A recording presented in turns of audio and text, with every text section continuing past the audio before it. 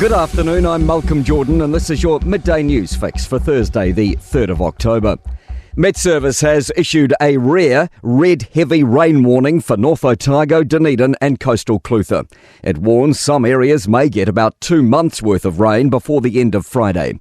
Dunedin City Council has activated its civil defence bunker and is giving out sandbags. Meteorologist Matapelo Makubitane says significant flooding and slips are likely. What we've seen over the last month is already quite a lot of rain, so the ground is already quite sodden. Meanwhile, orange warnings still apply to parts of Bay of Plenty and Tairāwhiti. One lane of State Highway 2 is closed between Ōpōtiki and Gisborne at Otoko Hill because of a slip. Nicola Willis says the government is committed to promoting competition, building infrastructure and removing restrictions to development. The Herald's annual Mood of the Boardroom survey shows energy is the biggest worry for senior business leaders. The Finance Minister says the government is looking at how it can promote competition in the energy, banking and grocery sectors and working on an enduring infrastructure pipeline.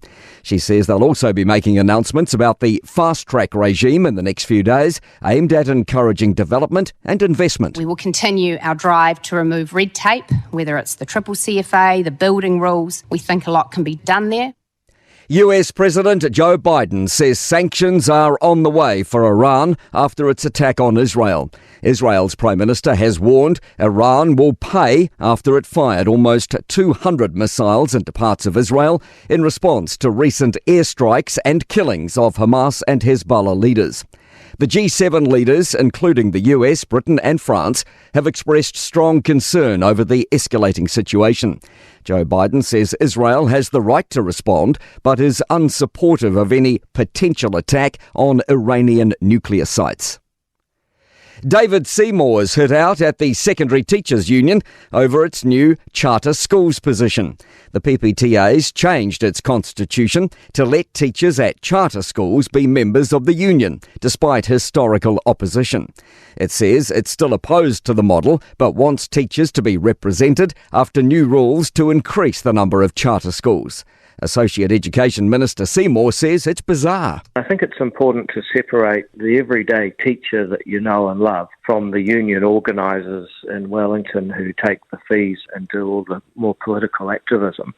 New census data reveals 1 in 20 New Zealanders identify as part of the rainbow community. Ethan Manera reports. Information released this morning shows 173,000 people marked themselves as lesbian, gay, bisexual, transgender or non-binary, representing 4.9% of the adult population.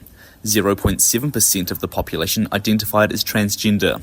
Wellington had the highest proportion of rainbow individuals at 11.3%, followed by Dunedin and Christchurch. The lowest was Invercargill.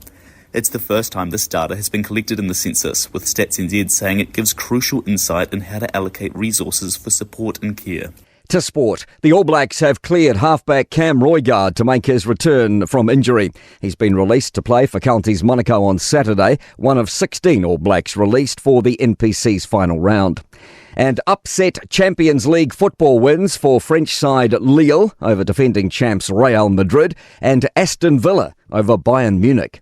I'm Malcolm Jordan. That's your latest news fix. We'll be back with the next update at 5 p.m. from the Newstalk ZB newsroom.